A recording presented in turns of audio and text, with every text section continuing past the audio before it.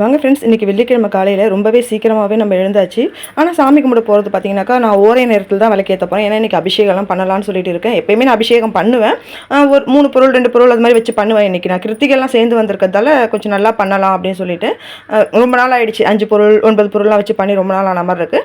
இன்றைக்கி பண்ணிடலாம் சொல்லிட்டு. அது மட்டும் இல்லாமல் இன்றைக்கி பார்த்தீங்கன்னா சங்கடஹர சதுர்த்தி. யாரெல்லாம் கோவிலில் போய் மனசில் ஏதாச்சும் கஷ்டம் இருந்தால், இல்லை உங்களை யாராச்சும் துட்சமாக பேசுகிறாங்க, எந்த வருத்தம் இருந்தாலும் ஒரு தேங்காய் வாங்கி அந்த பிள்ளையாரப்பா கிட்ட முன்னாடி நின்று வேண்டிட்டு வெளியே சூறக்காய் விட்டுட்டு வந்துருங்க. எதுவாக இருந்தாலும் அவர் பார்த்துப்பாரு. இன்றைக்கி பார்த்தீங்கன்னாக்கா சாம்பார் தான். மிளகாய் சாம்பாரும் கருணக்கிழங்கு வறுவல் தாங்க. கருணக்கிழங்கு பார்த்தீங்கன்னா சூப்பராக இருக்கும் மிளகாய் சாம்பாருக்கு. என்ன ஒன்று அந்த தோலை சீவி எடுத்து நம்ம செய்யங்காட்டியும் போதும்னு ஆகிடும்.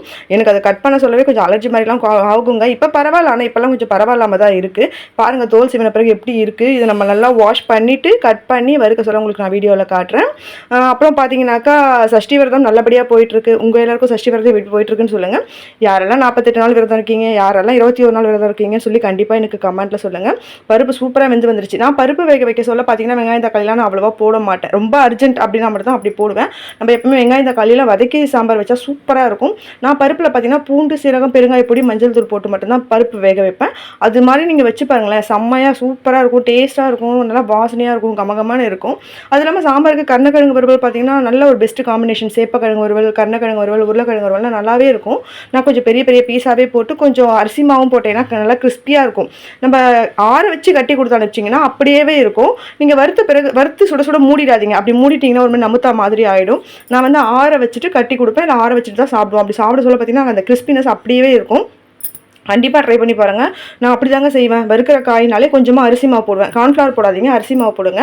அப்புறம் இன்றைக்கி காஃபி பார்த்தீங்கன்னா ரொம்ப லேட்டாக தான் காஃபியே குடித்தேன். ஏன்னா பார்த்தீங்கன்னாக்கா உள்ள எல்லாம் வேலையெல்லாம் முடிச்சுட்டு தான் வந்து காஃபி குடித்தேன். சாமி ரூம் கிளீனிங் பூவெல்லாம் கொஞ்சம் மாற்ற வேண்டிய வேலை இருக்குது. எல்லாம் பொறுமையாக செஞ்சுட்டு மதியம் ஓரை நேரத்தில் சாமி கும்பிட்டுக்கலான்ட்டு. இன்றைக்கி ஓரை நேரம் எப்பயும் போலங்க. செவ்வாய்க்கிழமை எப்படி ஓரை நேரம் வருமோ அதே தான்.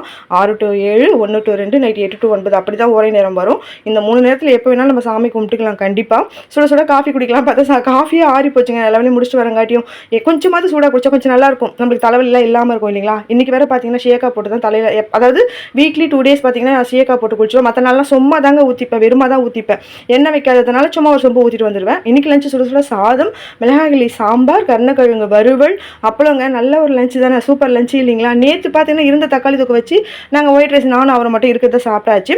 அப்புறம் பார்த்தீங்கன்னா ஒரு சில கமெண்ட் வந்து தேவையில்லாமல் கமெண்ட் பண்ணிட்டு இருக்காங்க. இது நான் சொல்லி எனக்கே வெறுத்து போச்சு. நம்ம வந்து முன்னுக்கு வரதை மட்டும்தான் பார்க்கணும். நம்மளை பார்த்து போராமப்பட்டு பின்னாடி பேசுகிறவங்களை பற்றி கவலைப்படவே கூடாதுன்னு தான் நான் யோசிச்சுக்கிட்டு இருந்துகிட்டு இருக்கேன்.